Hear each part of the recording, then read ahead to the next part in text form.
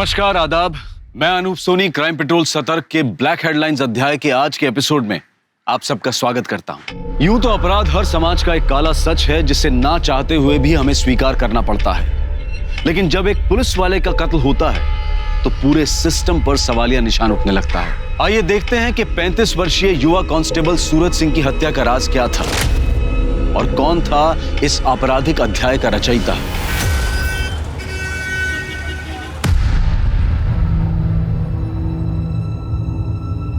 Constable Suraj Singh! क्या कर रही है तू? हाँ? बाहर निकल। क्या ड्रामा कर रही है तू? पुलिस स्टेशन है, तेरा मायका नहीं है। इज्जत है मेरी यहाँ पे। इज्जत का ख्याल होता ना तो बीवी बच्ची होने के बावजूद अपने से 16 साल छोटी लड़की के साथ ना यूं मुंह काला नहीं करवाते। चुप निकल यहाँ से, मुंह तोड़ दूंगा तेरा। हे, तू पुलिस वाला होगा लेकिन मैं तुझसे डरती नहीं हूँ, समझा? ये बता 3 रात से कहाँ था? कौन होती है तू पूछने वाली? मार दूं तेरा मैं। औरत है, औरत बन के रह। चल निकल यहाँ से। दिखाती हूँ तुझे औरत की ताकत। अब सीधा फैमिली कोर्ट में मिलना तारीख वाले दिन। आरोही को मैं साथ लेकर जा रही हूँ। अब से हम माँ बेटी का तुमसे रिश्ता खत्म, समझे? चलो।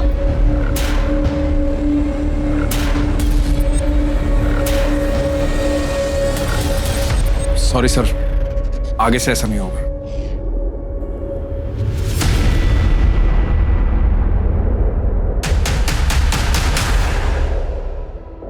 सर यही कारण है मैं सूरज को अपनी टीम में नहीं रखता।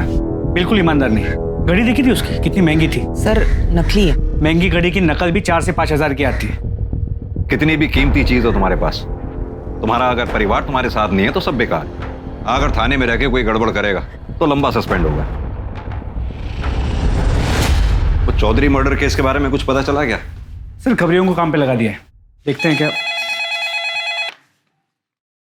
Hello, sector 32 police station. अच्छा, एड्रेस बताइए।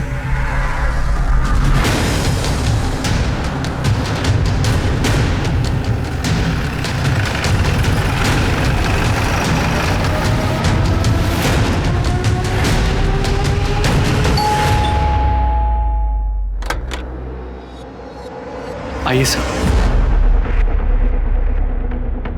सर हमारी 7 साल की बेटी ईशा घर पर नहीं है। जैसा कि मैंने आपको फोन पे बताया था, हमने उसके दोस्तों से आस पड़ोस में सब जगह पता कर लिया सर, पर वो कहीं नहीं मिली। आपकी मेड का है जिसके बारे में आपने बताया था। ये इसी की लापरवाही का नतीजा है। ये मैडम खुद तो सो रही थी, अब पता नहीं मेरी बेटी कहाँ चली गई, किसके साथ चली गई, कौन लेके गया उसको। कहाँ पर है बच्ची? कौन आया था घर पे? साहब मुझे कुछ नहीं पता। मैं तो 2:30 बजे रोज की तरह उसको स्कूल से लेके आई। ईशा बेबी, पहले खाना खा लो, पहले खाना खाओ, मुंह खोलो। आंखें बंद कीजिए ईशा बेबी, तब तो नींद आएगी। खाना खिलाकर 3 बजे तक बेडरूम में सुला के दिया था और खुद रोज की तरह किचन में सो गई। मेरी जब 5 बजे आँख खुली ना तो मैं उसको ट्यूशन के लिए उठाने के लिए गई रूम में। ईशा तो वो नहीं थी वहां पे। ईशा बेबी, मैंने तुरंत साहब और मैडम को फोन किया। ईशा बेबी। बच्ची कभी खुद से भी बाहर निकलती थी? बताओ नीलू। नहीं नहीं सर। घर में कुछ अटपटा लगा, जैसे दरवाजा खुला हो या सामान बिखरा पड़ा हो? नहीं। घर में इसके अलावा और कोई भी एंट्री है? नहीं सर। घर की चाबी किस किस के पास है? हम दोनों के अलावा बस इस नीलू को दे रखी थी। अरुणेश, मैंने तुम्हें कितनी बार कहा ईशा को चाइल्ड केयर में डालो, एक मेड पर ट्रस्ट मत करो। अब भुगतो। तुम्हारी चाबी कहाँ है? मेरे पास है, मैं लेकर आती हूँ। मलिक, घर की अच्छे से तलाशी लो, देखो आसपास कुछ मिलता है क्या। सर। सीमा, आस पड़ोस में पूछताछ करो। सर। साहब मेरी चाबी। सर 1 मिनट यहाँ आइए।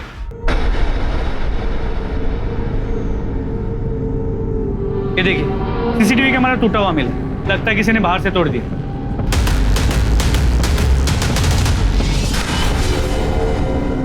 इसका डीवीआर कहाँ है? सर अंदर टीवी के पास।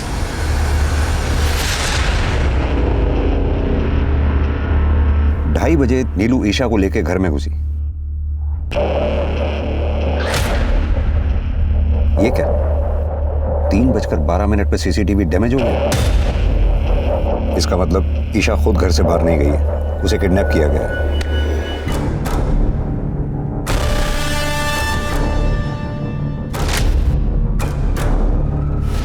अब या तो किडनैपर के पास चाबी थी, उसने दरवाजा खोला, अंदर आया और ईशा को लेकर चला गया, या फिर दरवाजा अंदर से खुला, किडनैपर अंदर आया और ईशा को लेकर चला गया।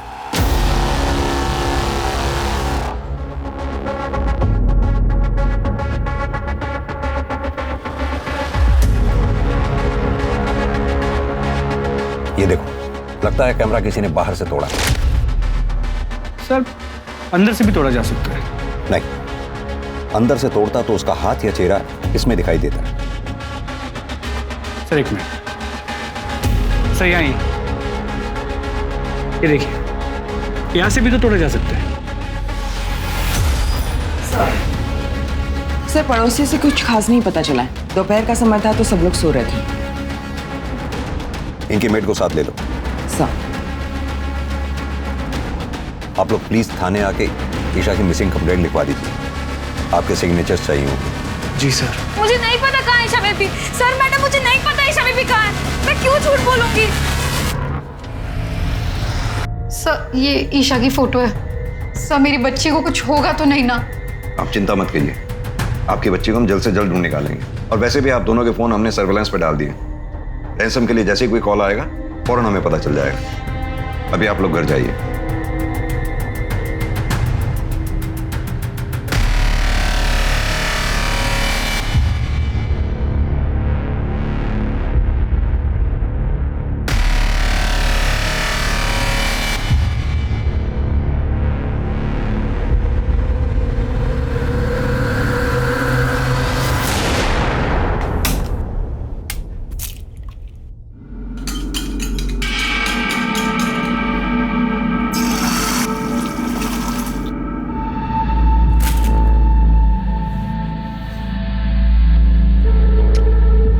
गुड मॉर्निंग बेटा, गुड मॉर्निंग। देखो मैं तुम्हारे लिए क्या लेके आया।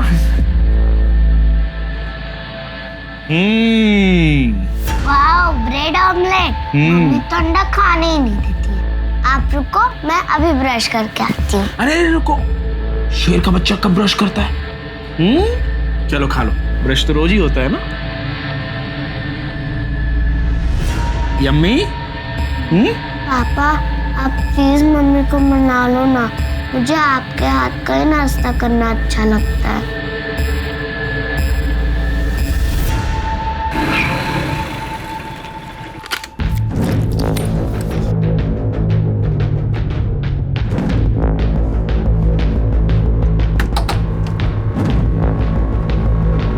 आगे बेटा, सब इंतजाम कर रखा है तेरे लिए, आजा।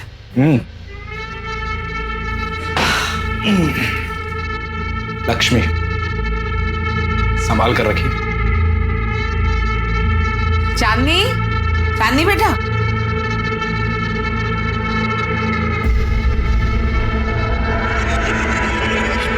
अरे आज जीजा जी आए हैं, खातिर कर उनकी। मैं पकौड़े बना के लाती हूँ। जी।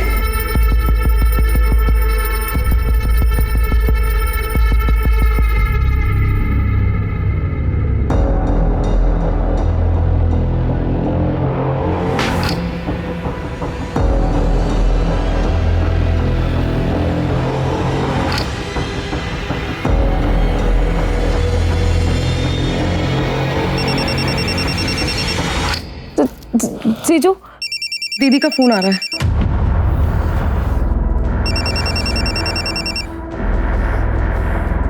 हाँ बोल। बोला था ना 2-4 दिन फोन मत करना। मुझे आरोही से बात करनी है। आरोही मेरे पास है। एक बार भी याद नहीं किया उसने तुझे, और याद करती ना तो तेरी बात करवा देता। तेरे जैसा नहीं हूं मैं। चल फोन रख। मनोज,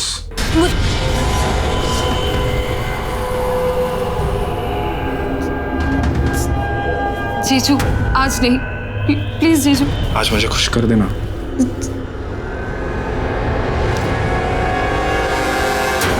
ये ईशा किडनैपिंग केस के बारे में कोई नया अपडेट?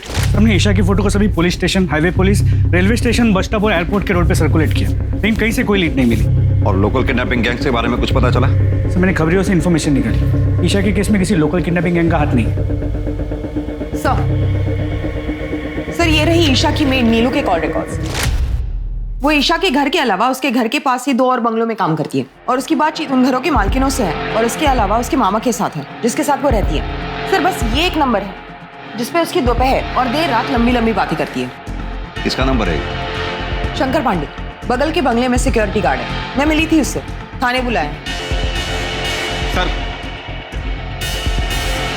सर मैंने ठाकुर हाउस के पहले की सीसीटीवी फुटेज चेक की है। इस आदमी को देखिए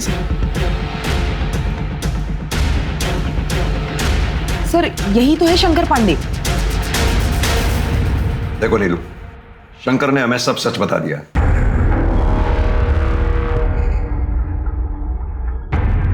साहब आप मेरे मामा जी से कुछ मत कहिएगा, उनको पता चलेगा तो बहुत दुख होगा उनको। तो फिर सच सच बता दो ना। ईशा की किडनैपिंग में तुम्हारे साथ और कौन है? ये आप क्या बोल रहे हैं साहब? मैं तो ये बताने से मना कर रही हूँ कि शंकर और मैं एक दूसरे से प्यार करते हैं। ईशा बेबी की किडनैपिंग में कौन है मुझे नहीं पता। साहब हम लोग की बात का यकीन कीजिए, हम लोग रोज दोपहर को मिलते जरूर थे।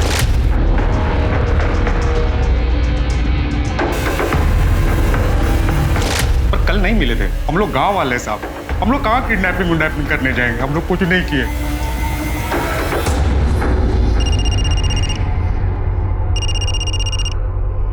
हेलो, तुम्हारी बेटी मेरे पास है, 25 लाख का इंतजाम करके रखो, कल फोन करूंगा। कौन बात कर रहा है? मेरी बात कराओ ईशा से। कौन था अरुणी?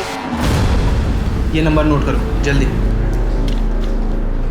हेलो सर अभी अभी ईशा के पिता अरुणेश ठाकुर को इस नंबर से फिरौती के लिए कॉल आया था। कॉलर कौन है? लोकेशन क्या है? कुछ पता चला उसके बारे में? सब्जी मंडी सेक्टर नंबर 23।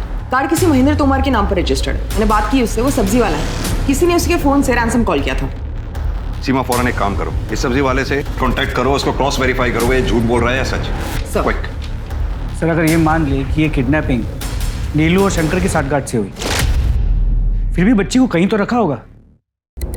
ये शंकर का घर और नीलू के मामा का घर, इन दोनों के घरों की तलाशी लो। और हाँ, 17 सितंबर को ठाकुर फैमिली जिस कॉलोनी में रहती है उस कॉलोनी के सामने से जितनी भी गाड़ियां गुजरी हैं, उस कॉलोनी के चारों तरफ जितने भी सीसीटीवी कैमराज हैं, उन सीसीटीवी कैमराज में उन गाड़ियों की फुटेज चेक करो। ईशा को किडनैपर पैदल तो लेकर गया नहीं होगा, जरूर वो किसी गाड़ी में लेके गया होगा। लेकिन सर वो तो बहुत ही बिजी एरिया है, 1400-1500 गाड़ियां गुजरी हैं। जितनी भी गाड़ियां हो सबके ओनर्स के बारे में पता करो। क्या पता किसी गाड़ी का मालिक ठाकुर फैमिली से कनेक्टेड हो। सर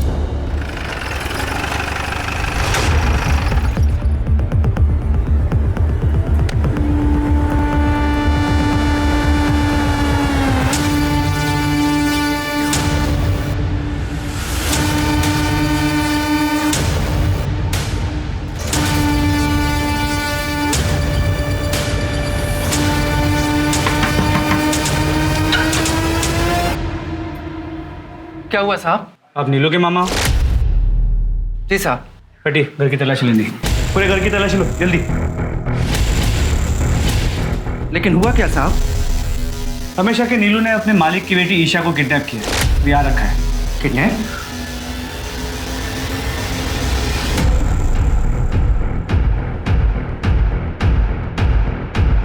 सर बच्ची नहीं मिली। सर हमने शंकर और नीलू के मामा हरिहर के घर पे अच्छे से तलाशी ली, लेकिन कहीं भी ईशा के होने के कोई साइंस नहीं मिले। ठीक है।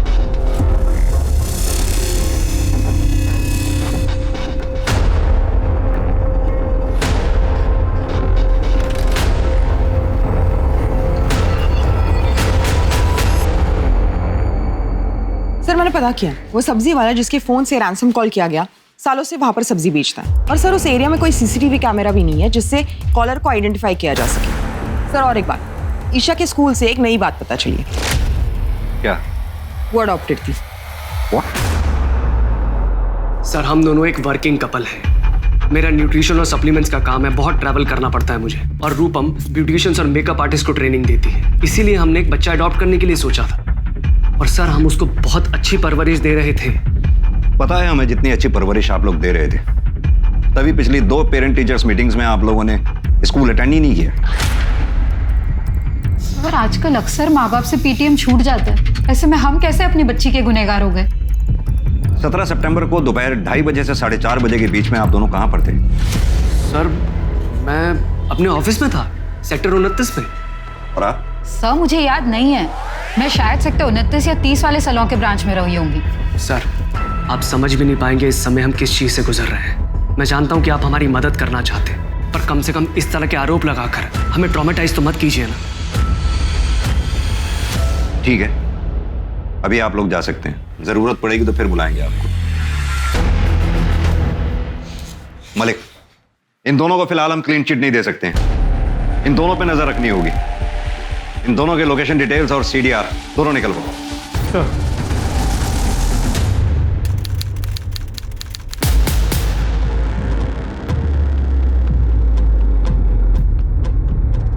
मैडम मुझे बड़े साहब से मिलना है। साहब मेरा पति कांस्टेबल सूरज सिंह मेरी बेटी आरोही को लेकर कहीं चला गया है और अभी उसका फोन भी बंद आ रहा है।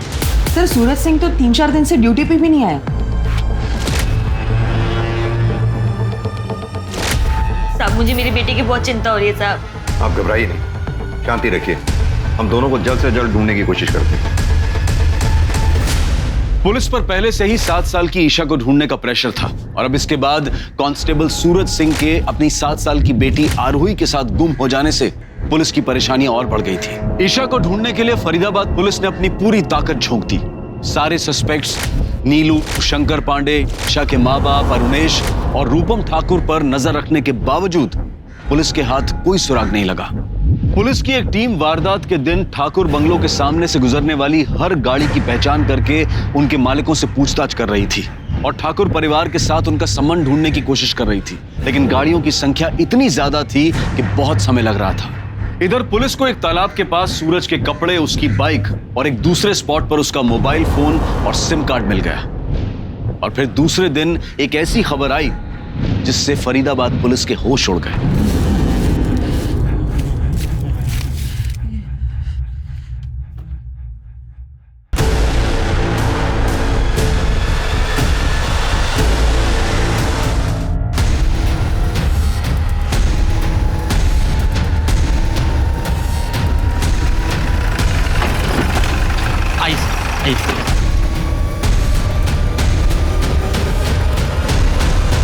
सतीश सर खुदाई करवाओ।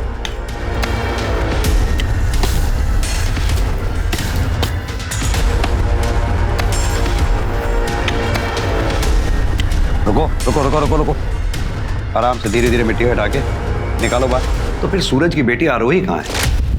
आरोही का ईशा की किडनैपिंग से क्या लेना देना है? क्या आरोही भी किडनैप्ड है?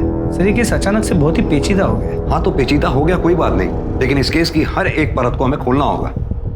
पहला, ईशा और सूरज सिंह एक दूसरे से कैसे मिले, इन दोनों को किसने मारा? तीसरा, सूरज की बेटी आरोही कहाँ गायब है? सर मैं नूरो फैमिली इसको फिर से पूछताछ के लिए बुलाता हूँ, शायद इस पूछताछ में कुछ जवाब उनके सिरे मिल जाए। हाँ, और साथ में ये अरुणेश, रूपम, सूरज, अनीशा, नीलू, शंकर पांडे, इन सब के कॉल रिकॉर्ड्स को क्रॉस वेरीफाई करो। जी सर। सूरज को तो उसके किए की सजा मिली। क्या किए की सजा मिली सूरज सिंह को? सूरज मुझसे रिश्ता तोड़कर मेरी बुआ की बेटी चांदनी के साथ अय्याशी कर रहा था। सूरज! थप्पड़ क्यों मारा? गनीमत है थप्पड़ मारा, जान से नहीं मारा। और तुझे तो मैं आज ही बुआ के घर छोड़ के आऊंगी। तेरा भला सोचा फुफेरी बहन है, घर के पास कॉलेज है, आने जाने में सुविधा होगी, और तू मेरे पति के साथ चल चल। अनीशा मेरी बात सुन। मुझे तुमसे कोई बात नहीं करनी है, पता नहीं कब से चल रहा है ये सब। तू चल चल तू। उसके बाद मैं मायके चली गई, लेकिन मैं कुछ दिनों में वापस आ गई थी। मुझे लगा वो सुधर जाएगा, लेकिन साहब वो 3-3, 4-4 रातों तक वापस नहीं आता था और बोलता था कि मैं नाइट ड्यूटी पे हूँ और यहाँ मेरे बुआ के घर चांदनी के साथ पड़ा रहता था। तुम्हारी बुआ इस बारे में कुछ नहीं बोलती थी? सर पुलिस वाले को कौन क्या बोलेगा, और सूरज तो हर किसी को हरी पत्ती दिखाकर खरीद लेता था। हमने सुना है तुमने कांस्टेबल सूरज के खिलाफ दहेज मांगने का आरोप लगाकर तलाक की याचिका दायर की। हाँ तो उसने भी मुझ पर घर पे चोरी करने का इल्जाम लगाया था। साहब जिस दिन मैं थाने आई थी सूरज को ढूंढने, ये बता 3 रात से कहाँ था? कौन होती है तू पूछने वाली? तब मैंने उसकी आंखों में देखा था, उसको बिल्कुल भी शर्म नहीं थी। मैं समझ गई थी कि सूरज के साथ मेरी जीवन रेखा यहीं समाप्त होती है। और इसीलिए तुमने सूरज सिंह की जीवन रेखा समाप्त कर दी। बड़ी सोची समझी साजिश के तहत तुमने अपनी बेटी आरोही को कहीं छुपा रखा। जरूर तुमने सूरज सिंह को ईशा के साथ दुष्कर्म करते हुए देख लिया होगा। उसी गुस्से में अगर तुमने सूरज सिंह को मार डाला। सूरज सिंह की हत्या करते वक्त तुम्हें ईशा ने देख लिया। कहीं तुम्हारा भांडा ना फूट जाए इसलिए तुमने ईशा की भी हत्या कर दी। और इतना ही नहीं, ईशा को तुमने इतनी बेरहमी से मारा कि उसका चेहरा तक कुचल डाला, ताकि लोगों को पता ही ना चल सके कि वो लाश आरोही की है या फिर ईशा की। सर आप ये क्या कह रहे हैं सर? मैंने ऐसा कुछ भी नहीं किया है। आप प्लीज मेरी आरोही को ढूंढ दीजिए, मुझे उसकी बहुत फिक्र हो रही है, प्लीज सर। तुम अपनी बेटी आरोही से आखिरी बार कब मिली थी? 18 तारीख को, जब सूरज मेरे मायके आया था उसे लेने। कैसा है मेरा बेटा? पापा आपके लिए क्या लेके आए? ये देखो।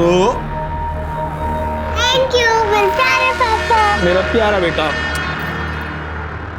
कहाँ लेकर जा रहे हो? क्यों?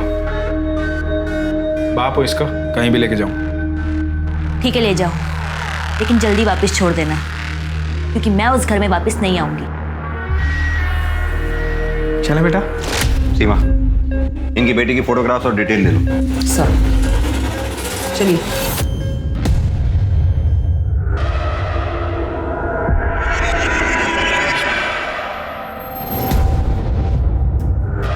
भैया एक पैकेट दूध, चाय पत्ती, शक्कर और ब्रेड दे दीजिए।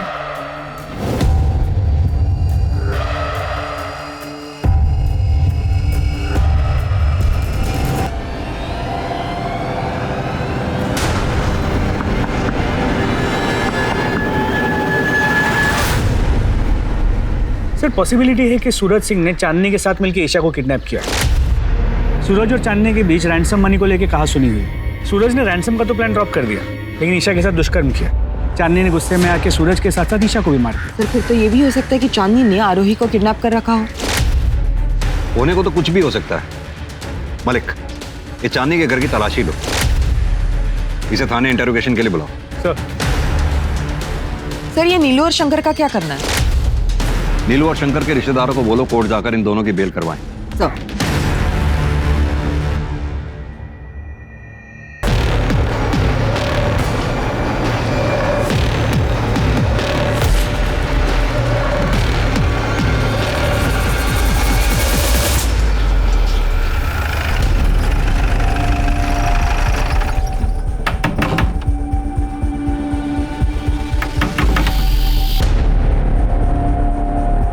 चांदनी चौहान का घर है। मेरी बेटी है वो। चांदनी का है, बुलाइए उसे। सब चांदनी को तो दिल्ली गए हुए 7 दिन हो गए। घर की तलाशी लो। लेकिन हुआ क्या है साहब? तुम कौन हो? मैं श्रवण, चांदनी दीदी मेरी बड़ी बहन है। अपनी बहन को फोन लगाओ। स्पीकर पर लगाओ।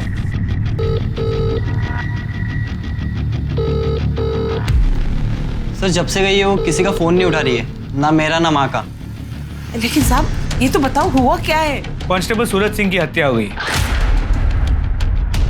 और उनकी बेटी आरोही गायब है। अब इसके बारे में जानती हैं?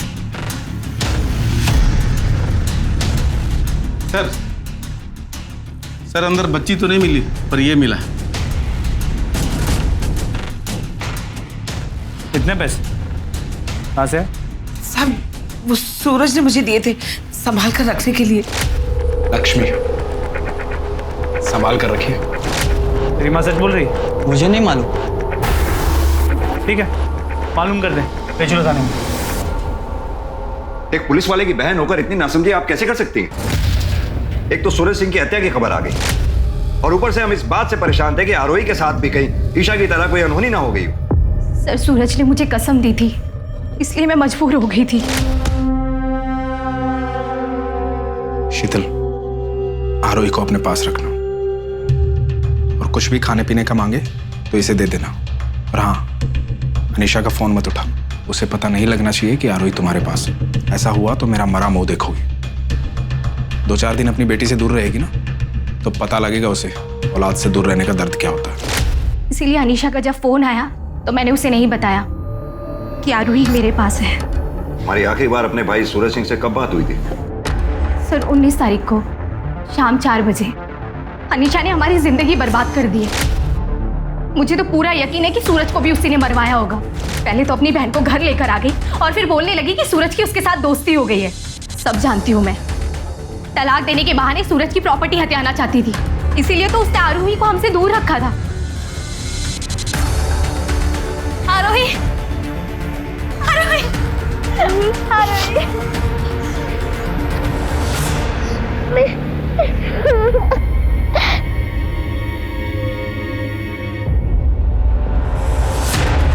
सर शीतल के बयान के बाद हम अनीशा को क्लीन चिट नहीं दे सकते और मुझे ये शीतल भी थोड़ी ओवर स्मार्ट लगती है।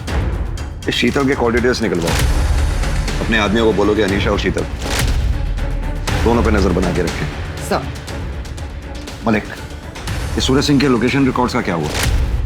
सर कल तक आने के चांसेस है। एक बार सूरज के लोकेशन रिकॉर्ड्स आ जाए तो हमें सूरज के उस दिन का रूटीन का पता चल जाएगा और फिर हमारे लिए सूरज के कातिलों तक पहुंचना और आसान हो जाएगा।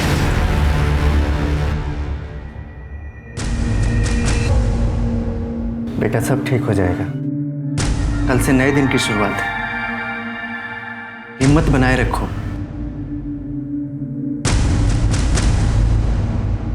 ये आप क्या बोले जा रहे हैं साहब? कौन ईशा ठाकुर? अच्छा, ये इस बच्ची का नाम है ईशा ठाकुर, जिसकी लाश हमें सूरज सिंह के साथ मिली है। मेरा यकीन कीजिए साहब, मैं सच कह रही हूँ, किसी को नहीं मारा मैंने। सर एक मिनट। सर ये देखिए सूरज सिंह के call records. Sir Suraj Singh ने ईशा की मां रूपम से किडनैपिंग के दूसरे दिन ही बातचीत की है।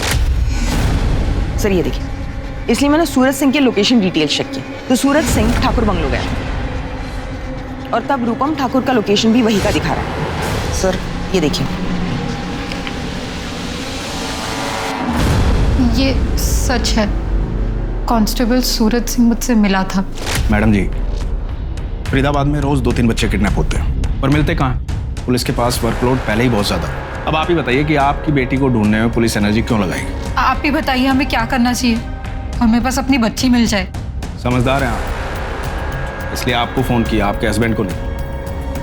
बस 3 लाख रुपए थाने में बंटवा दीजिए, फिर देखिए आपकी बेटी चुटकियों मिल जाएगी। हाँ चलेगा, मैं 3 लाख भिजवा दूंगी, लेकिन देखिए मुझे नहीं पता कि किसे पैसे देने और किसे नहीं। मैं आपको दे दूंगी, आप अपने एंड से देख लेना।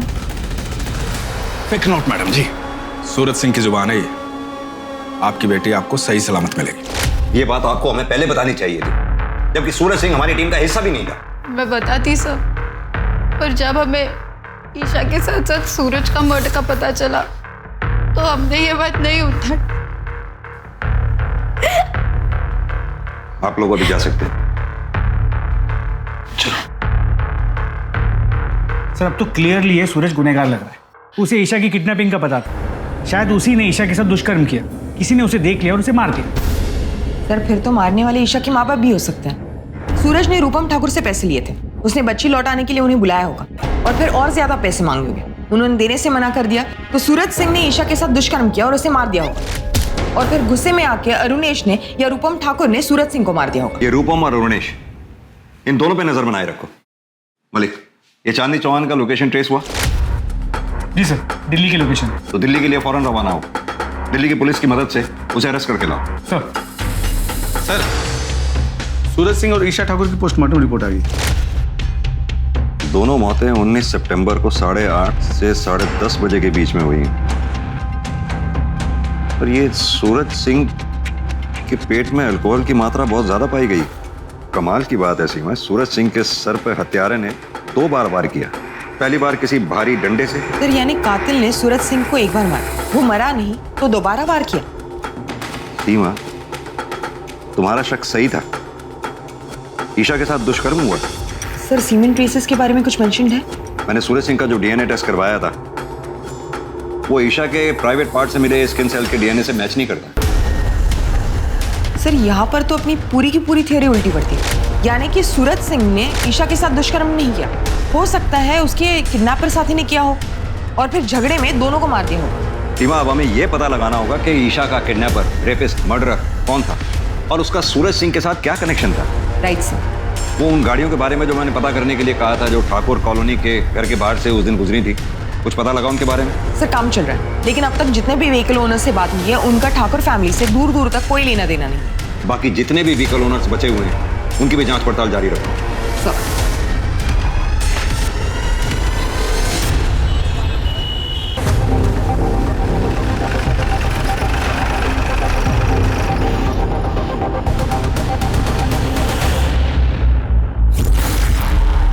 यहाँ पे कोई चांदनी है?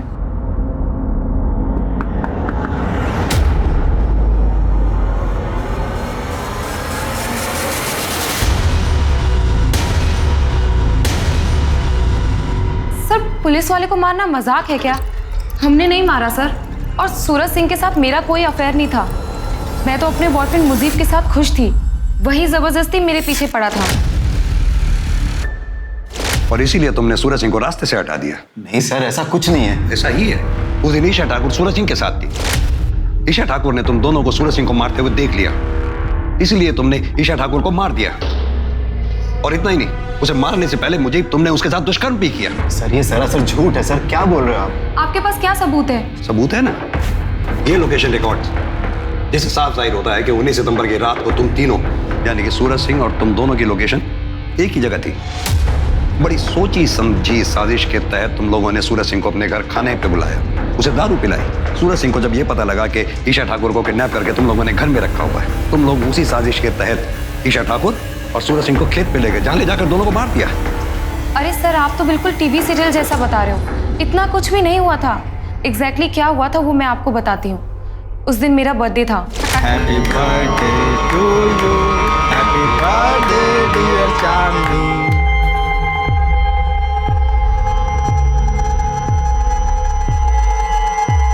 मुझे से तुझे पहले मिलवाना चाहिए था ना चांदनी। मैं दो प्यार करने वालों के बीच में नहीं आता। खुश रहो।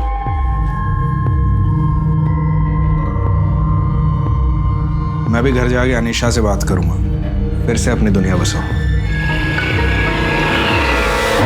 बस उसके बाद जीजा जी अपने घर के लिए निकल गए और 1 घंटे बाद मैं और मुजीब दिल्ली के लिए निकल गए। सूरज सिंह घर के लिए निकला जरूर, लेकिन घर पहुंचा नहीं। सर अब आगे क्या हुआ हमें क्या मालूम, आप खुद सोचिए ना। अगर हम लोगों ने ये कांड किया होता तो हम अपना मोबाइल नहीं बंद करते। बंद नहीं किया तो क्या हुआ? तुम फोन उठा भी तो नहीं रही थी। सर वो तो इसलिए क्योंकि माँ मुजीब को पसंद नहीं करती थी, वो बेवजह का ज्ञान बांटने लगती। सर चांदनी का बयान सही है। सूरज की मोबाइल की लोकेशन रात 10 बजे तक चांदनी के घर की थी और उसके बाद उस जगह की जहाँ पे हमें सूरज के कपड़े और मोबाइल मिले। वारदात की जगह कोई सीसीटीवी भी नहीं है, वरना सब क्लियर हो जाता। ये ईशा ठाकुर के पास सूरज सिंह पहुंचा कैसे? कोई कनेक्शन भी तो नहीं मिल रहा। सर शायद ईशा चांदनी के घर पे और सूरज उसे वहां से लेके निकला। लेकिन मलिक ये बस एक थ्योरी है, हमारे पास कोई सॉलिड एविडेंस नहीं है। ये ईशा ठाकुर के केस में कौन कौन प्राइमरी सस्पेक्ट्स हैं? सर ईशा के माँ बाप रुनेश और रूपम ठाकुर, सिक्योरिटी गार्ड शंकर पांडे और मेड नीलू। लेकिन फिलहाल तो ये सब क्लियर दिख रहे हैं। सूरज सिंह के केस में सर सस्पेक्ट्स तो बहुत।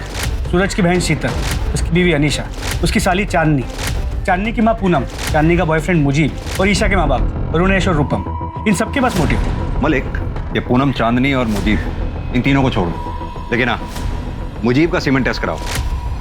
अगर ईशा की बॉडी में मिले सीमेंट से मुजीब खान का सीमेंट मैच कर गया तो मतलब साफ है, ईशा का रेपिस्ट मुजीब खान ही है।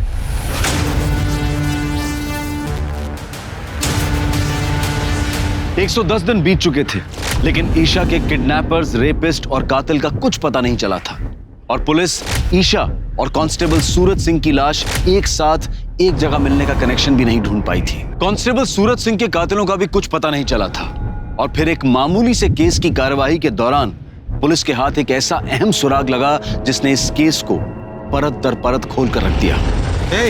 चलो उठो तुम सब, उठो।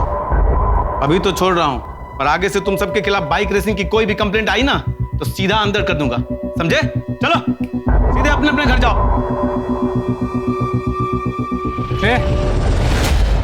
इधर आओ, तुम दोनों जाओ। चांदनी का भाई है ना, बाइक रेसिंग करता है। हाथ दिखा जरा। बहुत महंगी घड़ी पहनी है। SS, इसका मतलब है सूरज सिंह। क्यों घुमा रहा है इतना? ये घड़ी सूरज सिंह की है।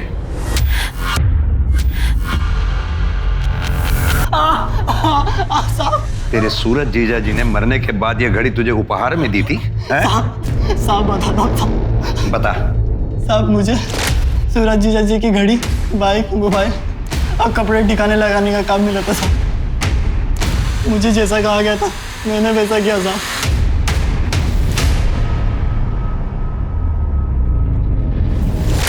सीधी तरह से बता, इस जुर्म में तेरा साथी कौन था? बोल।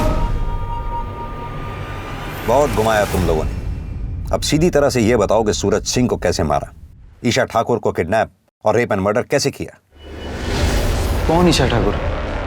सर ईशा को हमने आज तक देखा ही नहीं, तो कैसे किडनैप करेंगे और क्यों मारेंगे? तू तो पहले ही दिन से झूठ बोल रहा है, एक बात का यकीन करूं भी तो कैसे? सर ये सच कह रहा है। जहाँ तक सूरज का सवाल है, हमने उसे मारने की कोशिश जरूर की थी। जीजू, नदी किनारे चलें क्या? ठंडी हवा में थोड़े मजे भी ले लेंगे।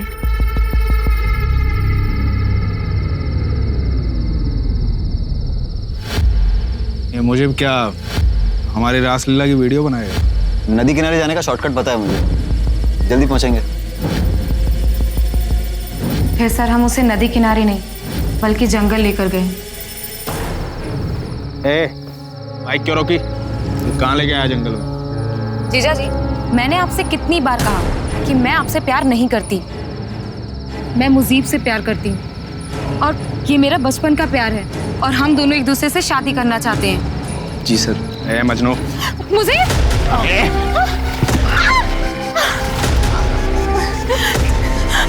जीजा प्लीज।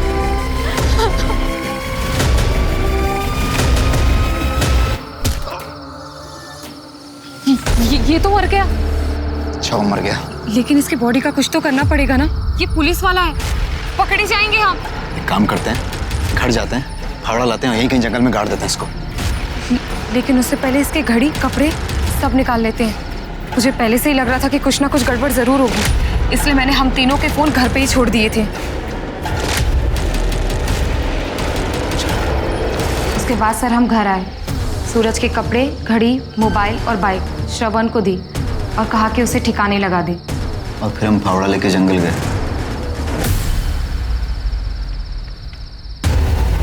यही तो मारा था उसे, कहाँ गई बॉडी? जल्दी ढूंढो उसे, अगर वो जिंदा बच गया ना तो हम मारे जाएंगे। सर हमने उसे बहुत ढूंढने की कोशिश की, लेकिन वो कहीं पर भी नहीं मिला। हमें लगा शायद वो जिंदा बच गया है, इसलिए सर हम डर के मारे दिल्ली भाग गए। मलिक, जब तक ये दोनों सच ना बोले अच्छी तरह से कुटाई करो इनकी।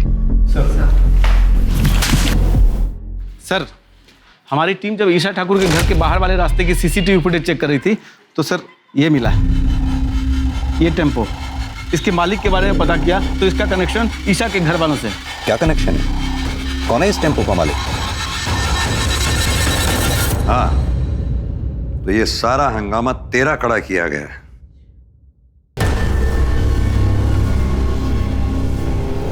तेरे टेम्पू से हमें बाल मिले, जो डीएनए टेस्ट से साफ हो ही जाएगा कि वो बाल ईशा के हैं। तू सीधी तरह से ये बता कि तूने ईशा को किडनैप कैसे किया और मारा कैसे? बोल। बताता हूँ। नीलू जब भी घर पे आती थी उसे बताती थी कि उसका सेठ अच्छा आदमी है, बहुत अमीर है, उसकी एक बेटी है, वो अपनी बेटी के लिए कुछ भी कर सकता है। ये बात मेरे मन में बैठ गई थी साहब। मैंने एक नया टेम्पो लिया था, उसके पैसे भरने थे। मैंने ईशा को किडनैप करने का सोचा और बंगले पे नजर रखने लगा साहब। शंकर और नीलू के चक्कर का पता चल चुका था मुझे। मैंने सोचा उसी आड़ में किडनैप कर। नीलू के पास एक चाबी होती थी, मैंने पहले ही घर पे साबुन पे चाबी का निशान ले लिया था साहब। सीसीटीवी कैमरा पहले ही देख चुका था। मैं बड़ी होशियारी से घर में घुसा और डंडे से कैमरा तोड़ दिया, फिर चाबी से दरवाजा खोलकर अंदर घुस गया साहब और भाजी वाले से फोन लेकर फिरौती के लिए कॉल किया। लेकिन जब आप लोग मेरे घर पर तलाशी करने के लिए आए तो मैं बहुत डर गया साहब। मुझे लगा कि मेरी चालाकी बेकार गई, पुलिस मुझे पकड़ लेगी।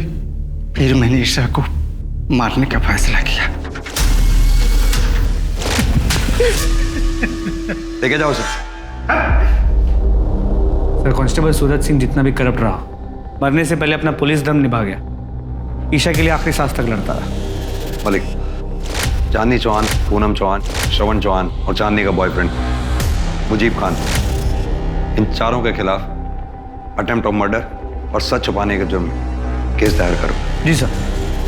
आज के समय में शायद कोई भी कभी भी धोखा दे सकता है, चाहे वो खून का रिश्ता हो या फिर मामूली जानकार, पर सतर्क रहना ही अपराध से बचने की सबसे पहली सीख है। देखते हैं हमारे आज के एपिसोड की दूसरी कहानी। नमस्कार, आदाब, मैं अनूप सोनी क्राइम पेट्रोल सतर्क के ब्लैक हेडलाइंस अध्याय के आज के एपिसोड में आप सबका स्वागत करता हूं। जब भी हमारी सोच सच से जुड़ी हुई होती है, तब शायद हम एक सुलझी हुई जिंदगी जी रहे होते हैं, लेकिन हर इंसानी मन का एक अलग संसार होता है जिसमें वो अपनी सोच का एक ऐसा ताना बाना बुन लेता है जिसमें चाहे जितना भी झूठापन क्यों ना हो, उसके लिए वही सच होता है। ये केस एक ऐसे ही अचरज से जुड़ा था और इस केस में जो सामने आने वाला था वो इतना अचंभित कर देने वाला था कि इस केस से जुड़ी खबरें लगभग हर अखबार की फ्रंट पेज हेडलाइन बन जाने वाली थी।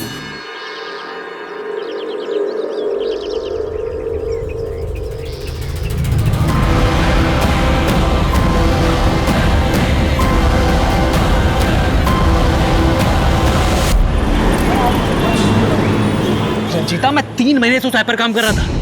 उस राठौड़ ने मेरी ऐप का क्रेडिट ले लिया और तुमने कुछ भी नहीं किया। श्रीधर, राठौड़ के आगे मेरी कोई कुछ सुनने वाला था क्या? और गलती तुम्हारी भी तो है। तुम्हें वो प्रेजेंटेशन मिस करनी नहीं चाहिए थी।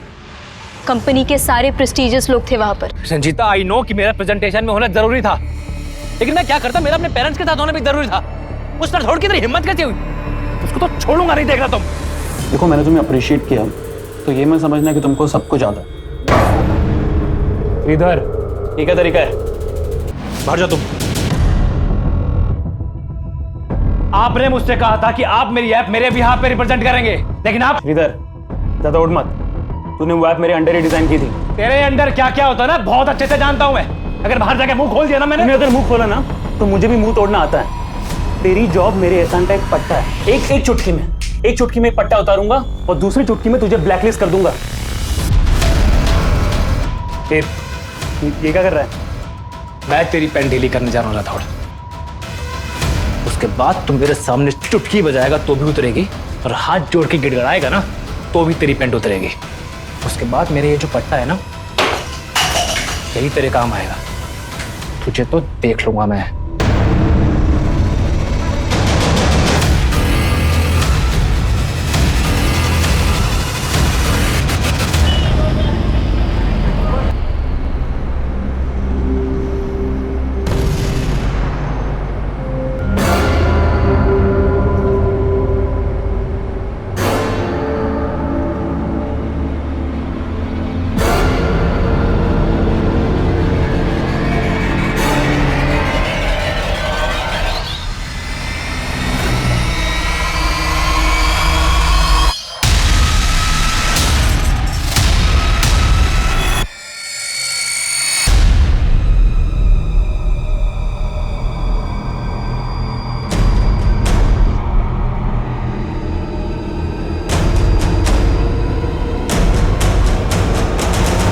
Cheers.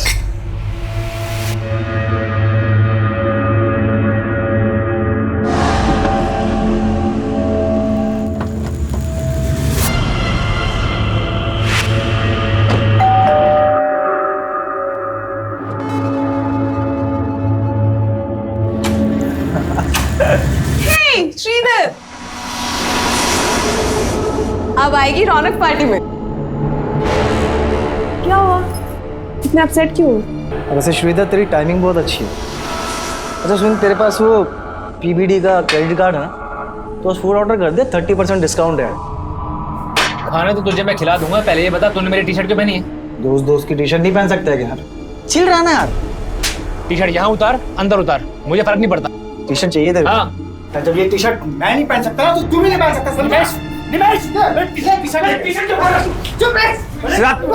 की बात मत कर, समझा?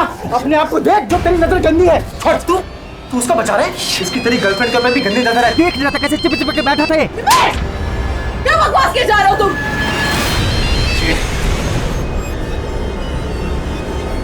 ये लड़का फोन ही नहीं उठा रहा। पता नहीं क्या क्या चल रहा होगा इसके दिमाग में। आज मैं आपको मार्शल आर्ट्स के कुछ ऐसे फाइटिंग एसेंशियल्स के बारे में बताने जा रही हूँ जिनसे आप तब से पहले तू लड़कों को घूमती है और फिर तू उनको हलाल करने के नए नए तरीके सीखती है। देख क्या रही है, अपने बॉयफ्रेंड को बुलवा के पिटवाएगी मुझे। महेंद्र, मैंने तुमसे पहले भी कितनी बार कहा है कि मेरा कोई बॉयफ्रेंड नहीं है। ए, पति हूं मैं तेरा, तेरी रग रग से वाकिफ हूं, समझी ना। इसलिए ना मैंने अपने बैंक अकाउंट्स, अपनी पॉलिसीज, सब जगह से तेरा नाम हटवा के किसी और को नॉमिनी बनवा दिया। तुम्हें लगता है कि मैं मर्डर करवाऊंगी तुम्हारा?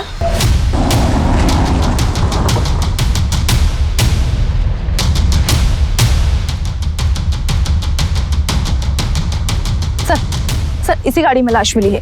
गाड़ी की नंबर प्लेट हटा दी गई है और गाड़ी भी लॉक है। सर इधर आइए। सही है।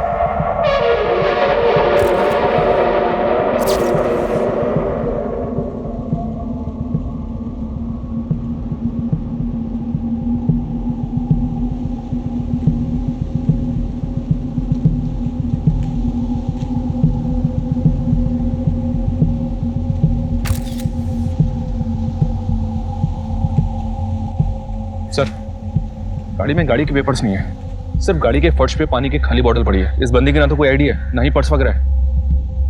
किलर चाहता नहीं होगा कि विक्टिम की कोई आइडेंटिटी पता चले, इसीलिए पर्पसली गाड़ी के नंबर प्लेट भी हटा दी और गाड़ी में कुछ भी ऐसा नहीं छोड़ा है जिससे विक्टिम को लेकर कोई लीड मिल सके। और एक बात सर, जिस तरह से टेप और पॉलीथिन लपेट के इस बंदी का मर्डर किया गया, ऐसा लग रहा है कि किलर्स एक से ज्यादा होंगे।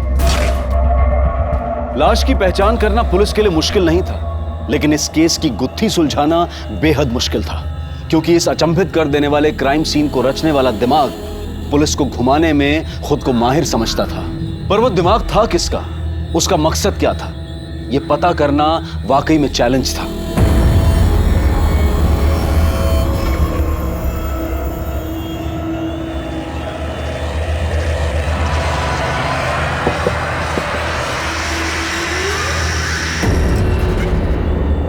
ये क्या है? अरे सुन,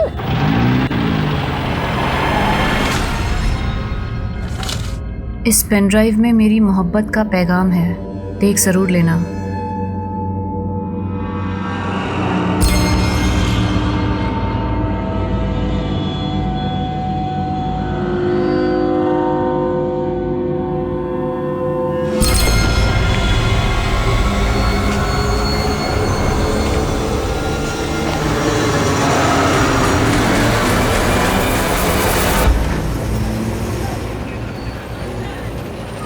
श्रीधर, तुम्हें पहले फ्लैट खरीदना चाहिए। तुम आई बाबा को यहाँ मुंबई में लाना चाहते हो ना, तो पहले घर ले लो, कार तो बाद में भी ले सकते हो। तो कार लेने का आइडिया फिर मैं ड्रॉप ही कर देता हूँ। श्रीधर, एक मिनट होल्ड करना। राठौर सर पूछ रहे कि वो ऐप कब तक डेवलप होगी। तुम जाओ, मैं खुद बात कर लूँगा। ओके। हाँ बोलो, क्या बोल रही थी? किसी लड़की की आवाज़ सुनी मैंने, तुम्हारी गर्लफ्रेंड है? अरे नहीं बाबा, कलीग है मेरी। तो क्या हुआ, कलीग गर्लफ्रेंड नहीं हो सकती? हो तो सकती है, पर क्या? बाहर निक,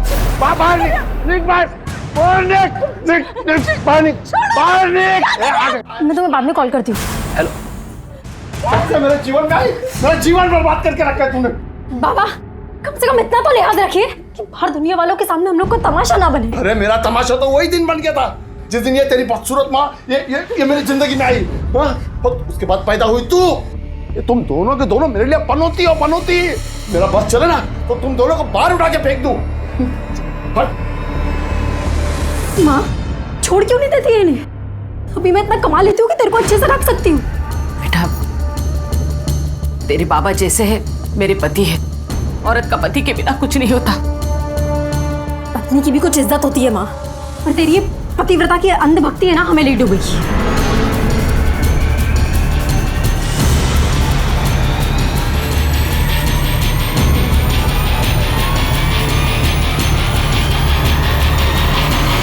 तुम तो कहती थी कि हमें कभी नेगेटिव नहीं होना चाहिए, और तुम खुद अपने पापा को लेकर इतनी नेगेटिव हो। मेरे बाबा उस कैटेगरी में नहीं आते। उनका बस चले तो ना वो मेरी आई को जिंदा छोड़ेंगे और ना मुझे। फिर तो तुम्हें पुलिस के पास जाना चाहिए, इसे इतना लाइटली मत लो। तुम पुलिस के पास गए? तुम्हें शक था ना कि कोई तुम्हारी जान ले सकता है? मेरी फिक्र मत करो, मैंने ऐसे पत्ते बिछा दिए हैं कि कोई मेरा बाल भी बांका नहीं कर सकता। सर, इसकी मौत दम घुटने की वजह से ही हुई है। लेकिन मरने से पहले से बेहोश किया गया था। इसकी बॉडी में सेडेटिव के ट्रेसेस मिले हैं। सेडेटिव्स? जी, जो बोतल गाड़ी में मिली थी उसमें उसी सेडेटिव के ट्रेसेस थे। इसलिए बॉडी पर स्ट्रगल के साइन नहीं मिले। पानी की बोतल गाड़ी में मिली, हो सकता है किलर्स भी गाड़ी में मौजूद हो और उन्होंने उस पानी की बोतल में सेडेटिव मिला दिया हो जानबूझकर। हो सकता है सर कार विक्टिम की हो, इसलिए कार की नंबर प्लेट गायब कर दी गई।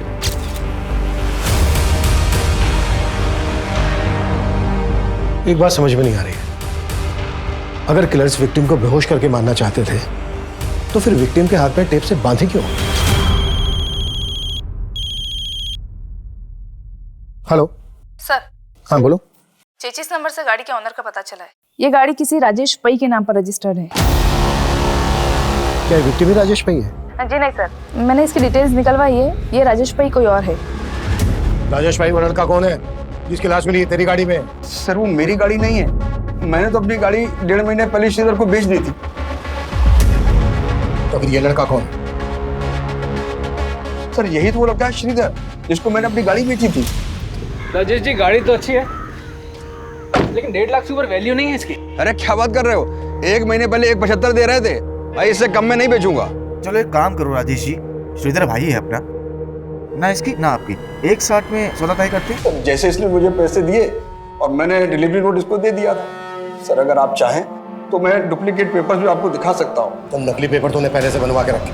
हाँ? नहीं सर, अगर आपको विश्वास नहीं होता तो आप श्रीधर के दोस्त निमेश से पूछ लीजिए। अबे इससे कोई फायदा नहीं होने वाला। मुझे नहीं लगता है कि इस जन्म में तेरे बाल वापस लौटेंगे भी नहीं। तू ना बेटा मजे मत ले, समझा, वरना ना तेरे ही बाल उड़ा दूंगा।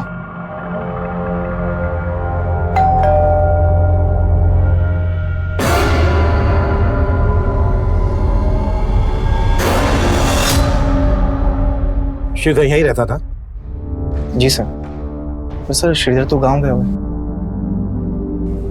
गांव गया हुआ है? जी सर। लेकिन श्रीधर की लाश मिली है। लाश? जी सर, ये बात सही है कि श्रीधर ने राजेश से गाड़ी खरीदी थी, लेकिन मैं सच में ही नहीं पता कि उसके साथ ये सब कैसे हो गया। तुम लोगों ने श्रीधर को आखिरी बार कब देखा था? 4 दिन पहले सर, जब वो गांव जाने के लिए निकल रहा था।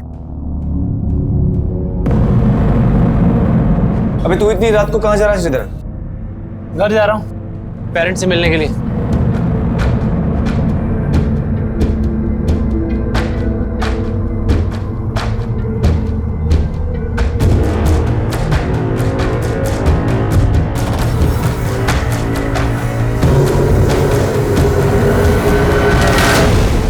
चार दिन पहले श्रीधर अपने गांव के लिए निकला और 4 दिन पहले ही श्रीधर का मर्डर हुआ।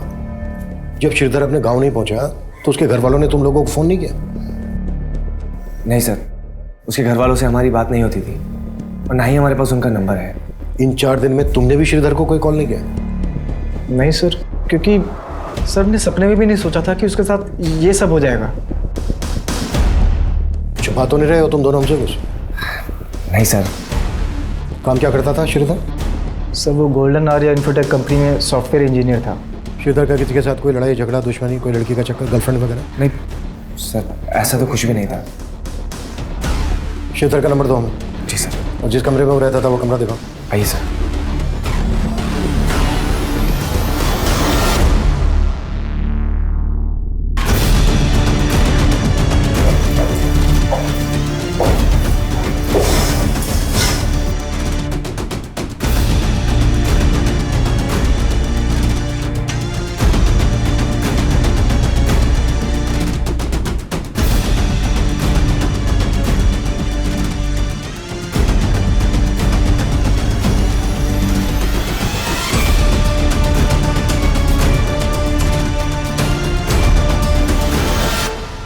श्रीधर अपने गांव के लिए जा रहा था तो जाहिर सी बात है अपने साथ कुछ सामान भी लेकर गया होगा। सर जब वो गया था उसके पास एक लैपटॉप बैग था।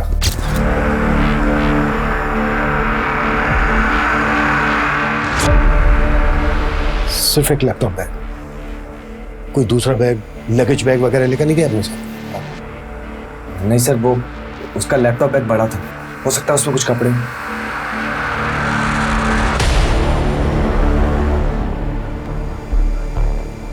सर मैंने श्रीधर का फोन सर्विलेंस पर डालने के लिए दिया तो पता चला कि उसका फोन अब भी एक्टिव है। पहल जारी है लेकिन कोई उठा नहीं रहा है। What? श्रीधर का फोन अभी भी एक्टिव है? जी सर। अब मैं हूँ इतना चार्मिंग, लड़कियां तो इम्प्रेस हो ही जाएंगी। पर शादी सोच समझ के करना। हाँ शादी भी हो जाएगी, पहले घर तो खरीद लूँ। अच्छा, कोई घर देखा तुमने? कहाँ, अभी कहाँ, अभी तो बस बजट ही बना रहा हूँ। 80 लाख का होम लोन मिल सकता है मुझे, लेकिन उसके लिए 10-15 लाख कैश तो हाथ में होना चाहिए ना। काश मैं तुम्हारी कोई मदद कर पाती। अरे पैसों की प्रॉब्लम नहीं है, एक बंदा है जो 10 लाख ब्याज पे दे रहा है, बस कैश को वाइड करने का जुगाड़ ढूंढना पड़ेगा। देखो, जो भी करोगे ना अपने रूममेट से बच के करना। अरे मैंने तो अपने बॉस की हवाइयाँ उड़ा दी, फिर रूममेट्स तो मेरे आगे प्यादे। श्रीधर 1 मिनट। श्रीधर, आई के 20 मिस कॉल्स आए, पता नहीं आज बाबा ने क्या कर दिया होगा। मुझे अभी जाना होगा, मैं रखती हूँ।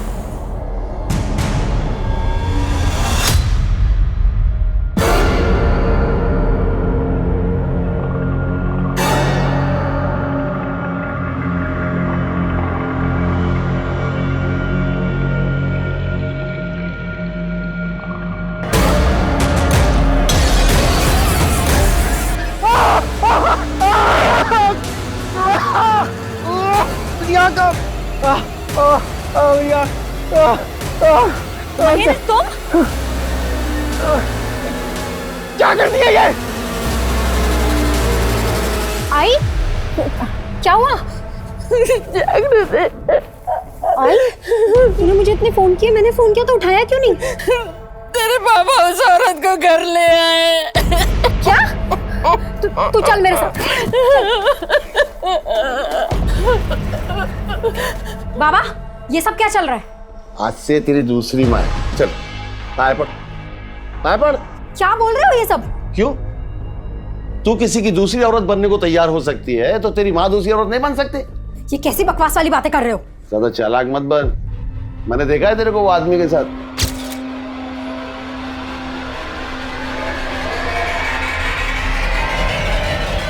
आपका पूरा दिमाग खराब हो गया है बाबा। अभी शर्मा मत। अच्छा क्या तूने खुद ही ढूंढ लिया अपने लिए? जा जा, भाग जा उसके साथ। वैसे भी कोई दूसरा मिलने वाला नहीं तेरे, जा।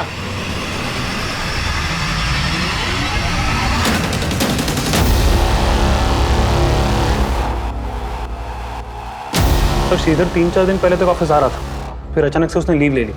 लीव लेने की वजह क्या थी, ये तो बताया होगा उसने? नहीं सर, उसने कुछ बताया नहीं। ये ऑफिस में कोई ऐसा है जिसकी श्रीधर के साथ कोई दुश्मनी या झगड़ा हो, जो उसकी इस तरह से जान लेना चाहता हो? सर यहाँ तो ऐसा कोई नहीं है। He was a bright employ, सब उसे यहाँ बहुत पसंद करते थे। श्रीधर का फोन थोड़ी देर पहले तक मीरा रोड एरिया में एक्टिव था। क्या उसका फोन अब भी एक्टिव है? जिस तरह से आपको हैरानी हो रही है ना, हमें भी हो रही है। उस एरिया में ऐसा कोई है जिसके श्रीधर का आना जाना हो? No idea sir. श्रीधर के पेरेंट्स का फोन नंबर, एड्रेस तो हो गए ना आपके पास? यस सर, एडमिन में है। Ranjita. Yes sir. Sir, Sridhar का मोबाइल अभी अभी दहीसर में बंद हुआ है। फिलहाल ये समझना मुश्किल है कि उसका मोबाइल ऑन किसने किया होगा। ये जो कोई भी है इसका श्रीधर के मर्डर से लेना देना जरूर है। हमने राजेश को अंदर किया है, हो सकता है उसे बचाने के लिए कोई हमें भटकाने की कोशिश कर रहा हो। राजेश के खिलाफ कुछ मिला? सर, राजेश ने कार ट्रांसफर के जो पेपर्स दिखाए थे उसको श्रीधर के साइन तो हैं, पर ये देखना पड़ेगा कि वो साइन असली है या नकली।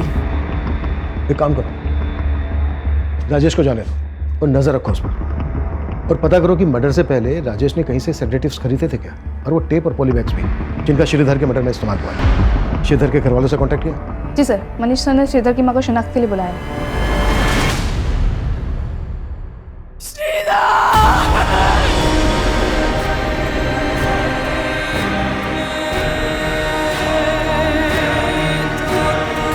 अम्मा, दिन रात काम करूंगा तभी तो यहाँ घर ले पाऊंगा। आपको और पापा को यहाँ भी तो लेकर आना।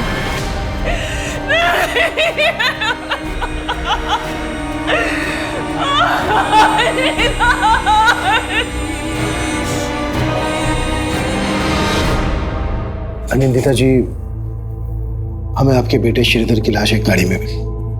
वो गाड़ी राजेश भाई के नाम पर रजिस्टर्ड है, और इसका कहना है कि उसने श्रीधर को एक गाड़ी बेची थी। आपको जानती है इस बारे में? श्रीधर बोल तो रहा था कि वो गाड़ी खरीदने वाला था, लेकिन वो तो नई गाड़ी खरीदना चाहता था। श्रीधर के रूममेट्स निमेश और सार्थक का कहना है कि उसी गाड़ी में 5 दिन पहले श्रीधर अपने गांव के लिए निकला था, आपसे मिलने आ रहा था। आप जानती थी इस बारे में? नहीं सर। श्रीधर के रूममेट्स झूठ क्यों बोलेंगे? उनके साथ उसका कोई इशू था? पता नहीं सर, श्रीधर मुझे कुछ बताता ही नहीं था। श्रीधर की मां का बयान पुलिस को यह सोचने पर मजबूर कर रहा था कि श्रीधर के रूममेट्स ने पुलिस से झूठ बोला होगा। वहीं राजेश पाई पुलिस की रडार पर था। श्रीधर के आस पड़ोस, ऑफिस, हर जगह श्रीधर से जुड़ी इंफॉर्मेशन निकाली जाने लगी, पर इस केस के कई ऐसे पहलू थे जो अभी तक अनछुए थे। सर, मैं मानता हूं कि मेरी और श्रीधर में अनबन थी, पर इसका मतलब ये तो नहीं कि मैं उसको कोई नुकसान पहुंचाऊंगा। तो झूठ क्यों बोला हमसे कि उस रात श्रीधर अपने गांव गया था?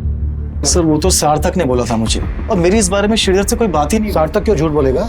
सर, मैं झूठ नहीं बोल रहा हूँ। श्रीधर मुझसे यही कह के गया था कि वो अपने गांव जा रहा है। अबे श्रीधर का मर्डर हुआ है, मर्डर। अभी इसमें तेरा क्या हाथ है वो बोल। सर, इसमें मेरा कोई हाथ नहीं। आप बेकार में मुझ पे शक कर रहे हैं। श्रीधर और निमेश की आपस में नहीं बनती थी, क्योंकि कुछ समय पहले श्रीधर ने निमेश के बाल भी उड़ा दिए थे। क्या? श्रीधर ने निमेश के बाल उड़ा दिए थे? हाँ सर, क्योंकि निमेश ने श्रीधर की टी शर्ट फाड़ी थी। बाल! निमेश, क्या हुआ? बाल उड़ गए हैं उसके। मतलब?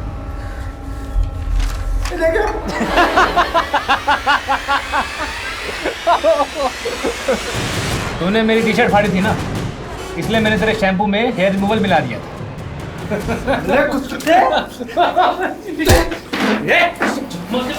दोनों क्या कर रहे हो? निमेश, छोड़ दे। सर, उस दिन के बाद से निमेश बात बात पे बोलता था कि वो श्रीधर से ऐसा बदला लेगा कि वो कभी नहीं भूलेगा। सर, वो तो मैंने गुस्से में बोल दिया था, और इसका मतलब ये थोड़ी है कि मैं उसको मारूंगा। ये सार्थक घुमा रहा है आपको सर, और मैं अब दावे के साथ कह सकता हूँ कि श्रीधर गांव गया ही नहीं होगा। सार्थक ने किया कुछ ना कुछ। अच्छा, वजह क्यों करेगा सार्थक ऐसा? क्योंकि श्रीधर ने सार्थक से उसकी गर्लफ्रेंड छीन ली थी। कौन गर्लफ्रेंड? दृष्टि।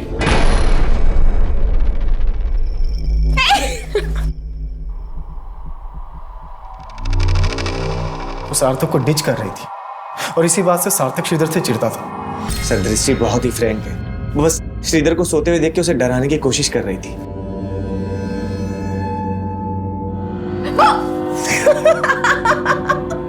डर गए ना तुम? Get up, it's Sunday. Don't waste your day. उठो। सर, निमेश के दिमाग में कचरा भरा हुआ। वो मुझे हमेशा भड़काने की कोशिश करता था। मुझे जितना ट्रस्ट दृष्टि पे था, उतना ही श्रीधर पे। सर, आपको यकीन नहीं होता तो आप दृष्टि से पूछ लीजिए।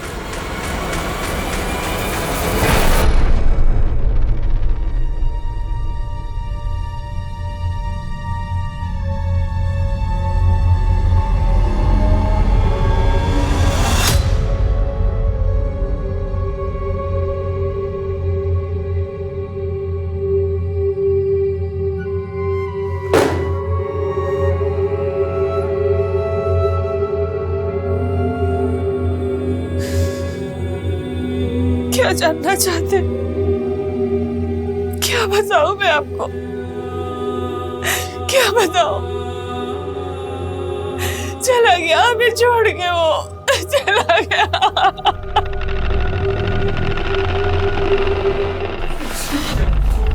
तो इतने दिनों से तुम मुझे फॉलो कर रहे थे, और मुझे लग रहा था कि कोई और मुझे स्टॉक कर रहा है, मेरा पीछा कर रहा है, मुझे तरह तरह के मैसेजेस भेज के मुझे परेशान कर रहा है, लेकिन ये सब तुम कर रहे थे। क्यों महेंद्र? चुप! क्या समझदार बनने की जरूरत मत कर। समझ गई ना? मैं चालाक बन रही हूँ? महेंद्र, तुम चालाक बन रहे हो, मुझे जलील करते रहते हो तुम। ये सब तुम मुझसे छुटकारा पाने के लिए कर रहे हो ना? कर रहा था, छुटकारा पाने के लिए कर रहा था, ठीक है? लेकिन अब मैं तुझे एक बात बता रहा हूँ, मैं तुझे ना तेरे इरादों में कामयाब नहीं होने दूंगा, चाहे कुछ भी हो जाए। पेपर्स में मारना तूने, देख लूंगा तुझे मैं। निमेश और सार्थक दोनों अलग अलग कहानी सुना। लेकिन जब श्रीधर का फोन ऑन हुआ तब निमेश और सार्थक हमारे साथ थे, राजेश भी हमारी कस्टडी में था। तो फिर वो कौन होगा जिसने श्रीधर का फोन ऑन किया होगा? सर, दृष्टि,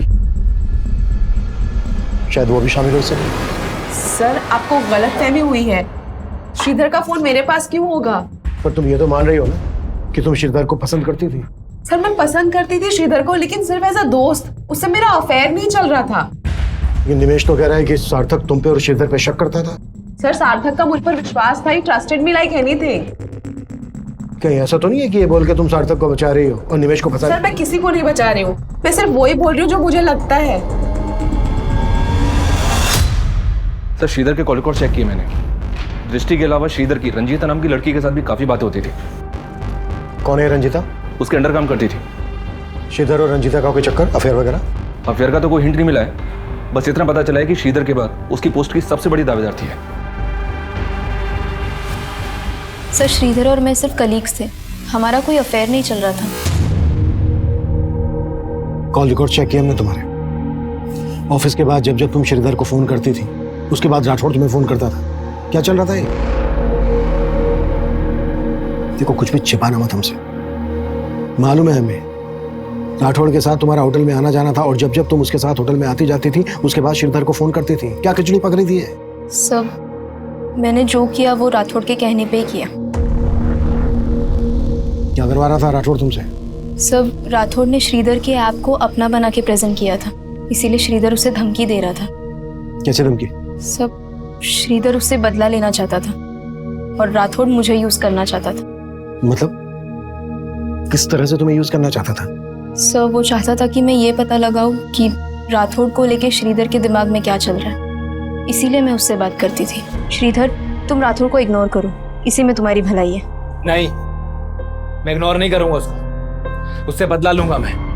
और अगर तुम मेरा साथ दोगी तो तुम्हारा बदला भी पूरा हो जाएगा। देखो श्रीधर, तुम मुझे इन सब चीजों में मत घसीटो प्लीज। क्यों? उसे डर रही हो या उसे बचा रही हो तुम? मैं उस कमीने को क्यों बचाऊंगी? तुम करने क्या वाले हो? कल मिलो मुझे, मिलके बताता हूँ तुम्हें। ठीक है। मेरे ही सामने मुझे कमीना बोल रही थी? हाँ? उसे शक नहीं होना चाहिए था ना। सर मैंने अपनी मर्जी से ये सब नहीं किया है, मेरी तरह ऑफिस की कई लड़कियां राठौड़ से तंग आ गई है। जब श्रीधर राठौड़ के खिलाफ क्या करने वाला था? रंजिता वो ऐप मैंने डिजाइन की थी, प्रूफ है मेरे पास, और मैं वो सारे प्रूफ कंपनी की हाई अथॉरिटीज को जाके दिखाने वाला हूँ। तुम भी साथ चलना मेरे, और राठौड़ ने जो भी तुम्हारे साथ किया ना सब बताना वहां पर। श्रीधर अगर इससे कहीं कुछ हो गया तो? कुछ नहीं होगा रंजिता, मैं हूं ना तुम्हारे साथ। लेकिन श्रीधर को किसी से मिलने का मौका ही नहीं मिला क्योंकि कंपनी के सारे main person out of India गए थे। और ये बात तुमने राठौड़ को बता दी? नहीं सर, मैंने राठौड़ को कुछ नहीं बताया, पता नहीं उसे कहाँ से भनक लग गई। लेकिन अगर श्रीधर ऐसा कर देता तो राठौड़ का करियर खत्म हो जाता था।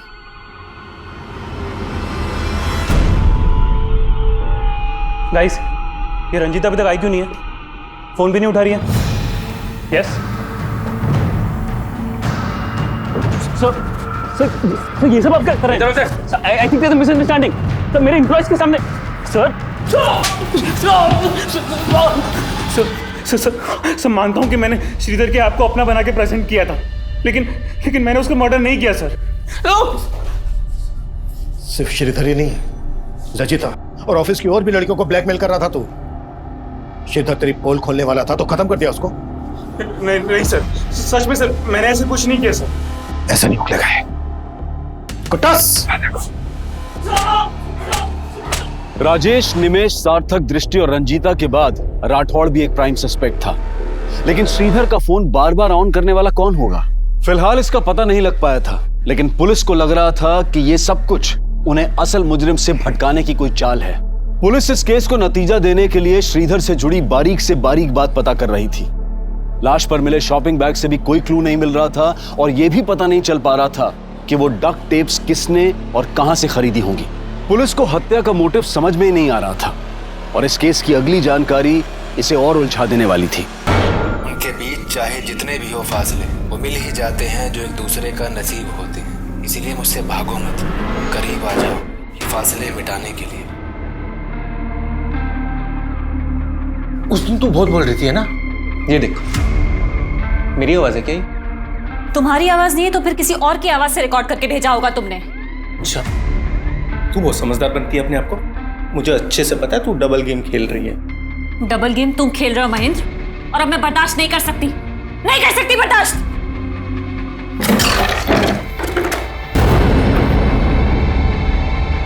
क्या है यार? देविका, देविका चाहिए ना तुम्हें मुझसे? तो छुटकारा चाहिए ना? हाँ तो मार दो मुझे, मारो, अरे मार दो मुझे। हटना,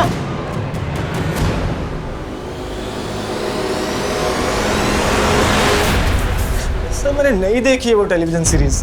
हाँ, वो सार्थक को ये फॉरेन लैंग्वेज की फिल्म देखने का बड़ा शौक है। खुद को बचाने के लिए बार बार सार्थक का नाम ले रहा है। ये राजेश भी मिला है ना तेरे साथ, और विलास भी। विलास से तूने और राजेश ने मिलवाया था ना श्रीधर को। मैं बताता हूँ सर, मैं बताता हूँ सर, श्रीधर को घर खरीदने के पैसे की जरूरत थी। निवेश के कहने पर मैंने उसको विलास से मिलवाया था सर। विलास ने श्रीधर को 10 लाख रुपए ब्याज पे दिए थे। हाँ सर, लेकिन वो चुका नहीं पा रहा था। उसके बाद विलास ने उसके साथ क्या किया सर, मुझे नहीं पता सर। मैडम सच है कि मैंने श्रीधर को 10 लाख रुपए दिए थे, लेकिन उसे मारकर मेरे पैसे थोड़ी ना वापस मिलने वाले थे। निमेश, राजेश और विलास के अलावा राठौड़, दृष्टि, रंजीता और सार्थक पुलिस सबको खंगाल रही थी। ये जानना चाहती थी कि उनमें से किस किस ने वो टेलीविजन सीरीज देखी होगी, पर गुनाह कबूल करना तो दूर, कोई मान ही नहीं रहा था कि वो टेलीविजन सीरीज किसी ने भी देखी थी। लेकिन सार्थक का ये बोलना कि श्रीधर उस रात गाँव जाने के लिए निकला था, ये सोचने पर मजबूर कर रहा था कि कहीं इस मर्डर का कनेक्शन श्रीधर के नेटिव प्लेस से तो नहीं जुड़ा था।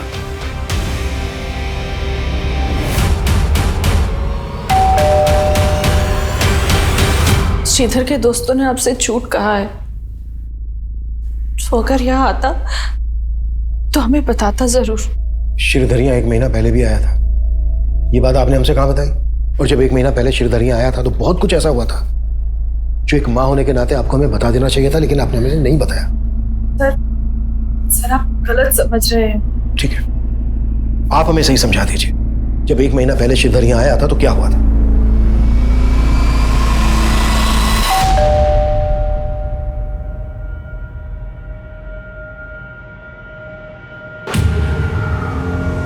पापा, मैंने आपको कितनी बार समझाया कि आप चाचा पे भरोसा मत कीजिए। आप है कि समझने को तैयार नहीं है? बेटा, तुम्हारे चाचा का घर गिरवी रखा हुआ है और उन्हें अपनी बेटी की शादी भी करवानी है। ऐसे में अगर हम उनकी मदद नहीं करेंगे तो कौन करेगा? अम्मा, वो अपनी खुद की जमीन तो जुए और दारू में गवा चुके हैं, तो वो पापा की जमीन के पीछे पड़े। वो कुछ भी बोल के जाते हैं, पापा भरोसा कर लेते हैं। लेकिन इस बार मैं चाचा को समझा के जाऊंगा कि वो आप दोनों से दूर रहे बस। श्रीधर शुरू से ही अपने चाचा को नहीं पसंद करता था, और उस दिन भी उन दोनों में झगड़ा हुआ था। तो भी आपको श्रीधर के चाचा पे शक नहीं है? नहीं सर, वो ऐसा नहीं कर सकते।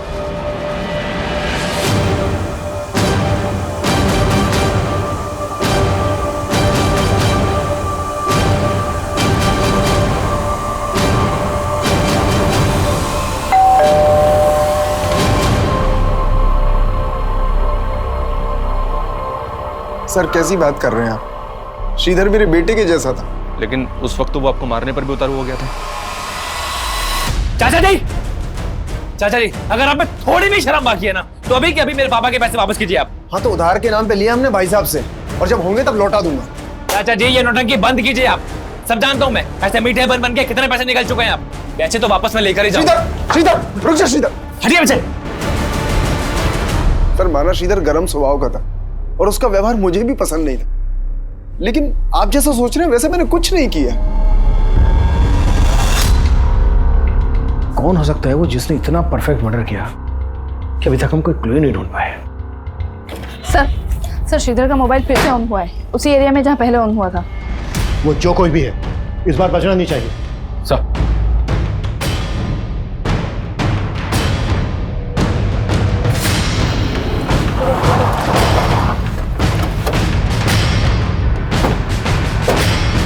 यही एरिया शो हो रहा है जहाँ श्रीधर का फोन एक्टिवेट है। ए बेटा, इधर आ। और ये मोबाइल किसने दिया तुझे? कहाँ से मिला? मुझे ये किसी ने नहीं दिया, मुझे तो ये गिरा हुआ मिला था।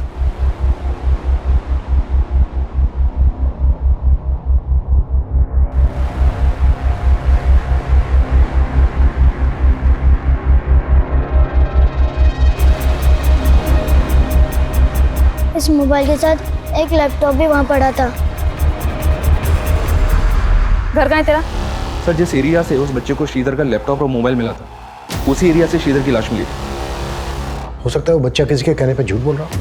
नहीं सर, फिलहाल ऐसा कुछ मिला नहीं, लेकिन मैं चेक कर रही हूँ। श्रीधर के लैपटॉप और मोबाइल में कुछ मिला? लैपटॉप तो चेक हो रहा है सर, लेकिन मोबाइल में कुछ मिला है। ये देखिए, मोबाइल की होम स्क्रीन पे एक लड़की का फोटो है। मोबाइल में एक मैसेजिंग और कॉलिंग ऐप भी है जिसमें मरियम नाम से एक आईडी है। जो इस लड़की से जुड़ी हुई लग रही है। आईडी के प्रोफाइल स्टेटस में इसी लड़की का फोटो है सर।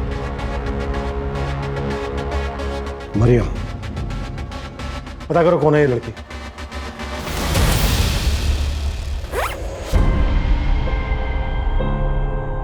अब मेरे पीछे आने की गलती मत करना, समझे?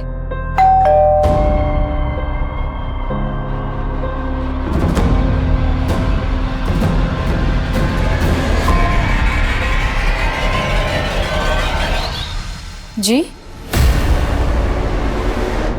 सर, ये मेरी आईडी नहीं है, मैं इसको यूज ही नहीं करती। लेकिन देविका, जिस कॉल सेंटर में तुम काम करती हो वहां पर कस्टमर से बात करने के लिए तुम्हें नाम दिया गया है मरियम। मरिया नाम की आईडी है ये। फोटो है इसमें तुम्हारा, श्रीधर के फोन में भी तुम्हारा फोटो है। लेकिन सर, मैं किसी श्रीधर को नहीं जानती। हाँ, लेकिन काफी टाइम से कोई तो मुझे तरह तरह के गिफ्ट्स देके परेशान कर रहा था सर। इनफैक्ट उसने मुझे कई सारे पेन ड्राइव्स भी भेजे थे जिसमें मेरे ही फोटोज थे सर। मैं आपको दिखाती हूँ।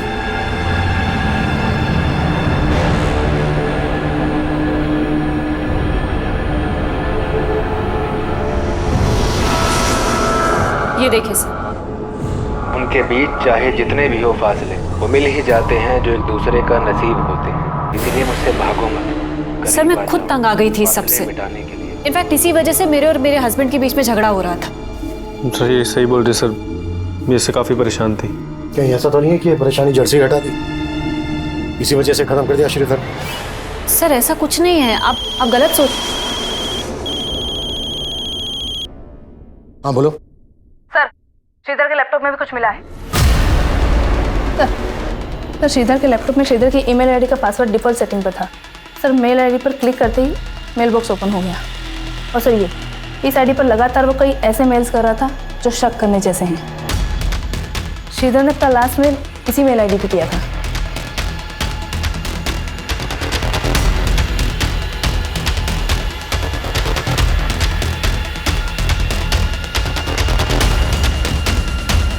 पता करो ये आईडी कौन यूज कर रहा था। जो भी आईडी यूज कर रहा था वो भी श्रीधर की मर्डर के लिए जिम्मेदार हो सकता है। तो आप है वो जिन्हें श्रीधर मेल किया करता था। तो कब से चल रहा था ये सब श्रीधर के साथ?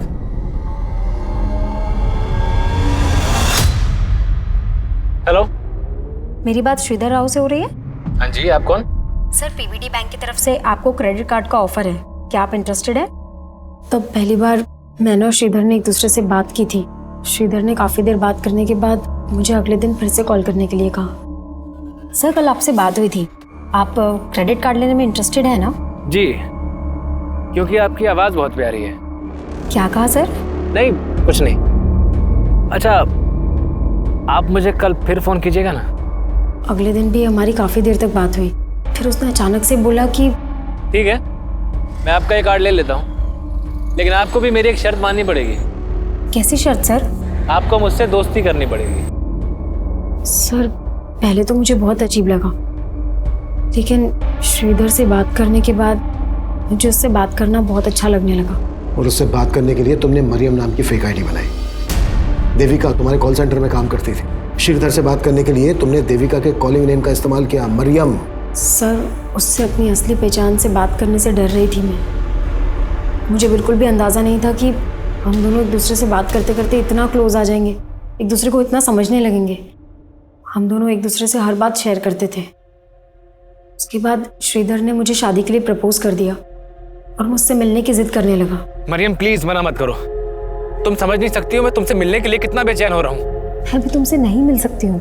मिल नहीं सकती हो तो कम से कम अपनी फोटो तो शेयर कर सकती हो। सर, मैं बाकी लड़कियों जैसी सुंदर नहीं दिखती, इसलिए मुझे डर था कि वो मुझे देखेगा तो मुझे रिजेक्ट कर देगा। इसलिए तुमने देविका के फोटोज को भेज दिया।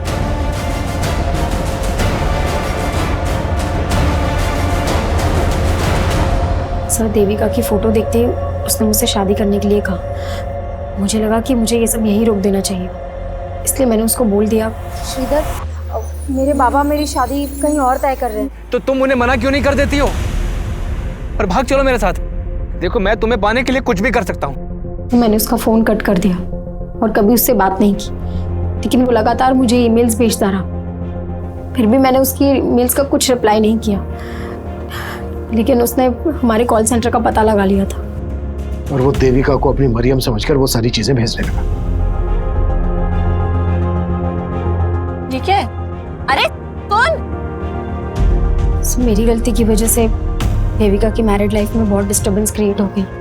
उसका हस्बैंड उस पर शक करने लगा, यहाँ तक कि वो मुझसे और हमारे बाकी कलीग से इनडायरेक्टली आके पूछताछ करने लगा उसका कहीं और अफेयर है। ये कहानी बंद करो जागृति, सीधा सीधे मुद्दे पे आओ।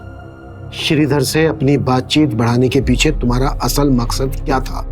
सब मेरा कोई गलत मकसद नहीं था, मेरा बस ये रूप, यही मेरी बदनसीबी है। लेकिन मुझे नहीं पता था कि उसको अवॉइड करने के बाद वो इतना बड़ा स्टेप ले लेगा।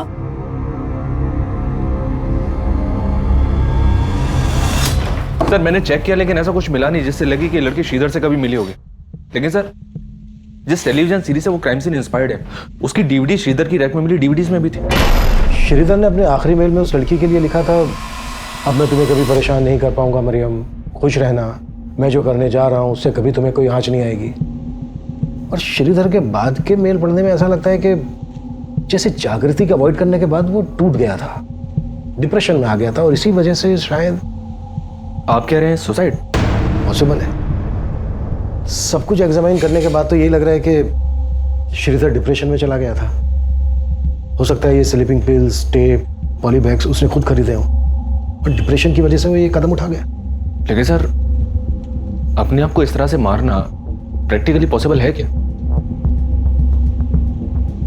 मनीष, एक बार क्राइम सीन रिक्रिएट करके देखते हैं।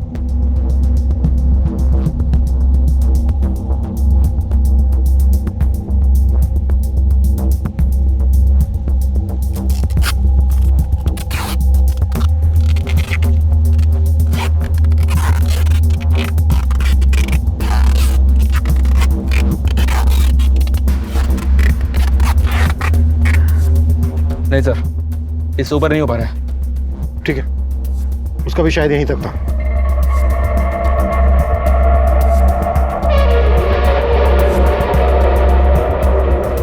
मनीष, बीच में कभी भी तुम्हें ऐसा लगे कि तुम्हें सांस लेने में दिक्कत हो रही है, बीच में छोड़ देना, हम दोबारा ट्राई करें। तुम ठीक हो मनीष? पॉसिबल है सर, एकदम पॉसिबल है। मतलब श्रीधर ने अपनी आत्महत्या को मर्डर का रूप दिया ताकि जागृति पे कोई आंच ना आए। इस सब के लिए उसे जिम्मेदार न ठहराया जाए। आखिरकार पुलिस ने इस केस को सुसाइड की थ्योरी दी, लेकिन फिर भी पुलिस द्वारा जागृति पर अबेटमेंट ऑफ सुसाइड के चार्जेस लगाए गए हैं। पर यह सवाल भी कम हैरान करने वाला नहीं है कि इतना हताशा भरा कदम उठाने से पहले श्रीधर ने अपने माता पिता के बारे में क्यों नहीं सोचा। हम सब अपनी जिंदगी में फेलियर्स का सामना करते हैं, लेकिन फेलियर्स भी तो हमें आगे बढ़ने की सीख दे सकते हैं। माना कि सपने बुनना इंसानी फितरत है, लेकिन जीवन की वास्तविकता को स्वीकार करना भी बहुत जरूरी है। सच्चाई से भागने की बजाय उससे लड़कर ही हमारा संघर्ष सफल हो सकता है। अब मैं अनूप सोनी आपसे विदा लेता हूं। फिर मुलाकात होगी क्राइम पेट्रोल सतर्क के ब्लैक हेडलाइंस अध्याय में एक और नए केस के साथ। और याद रखें, क्राइम और आपके बीच में सिर्फ इतना फर्क है कि आप कितने सतर्क हैं। सतर्क रहें, सुरक्षित रहें। जय हिंद। क्राइम पेट्रोल्स के और भी दिलचस्प कहानी देखने के लिए हमारे चैनल को सब्सक्राइब करें और बेल आइकॉन दबाना न भूलें।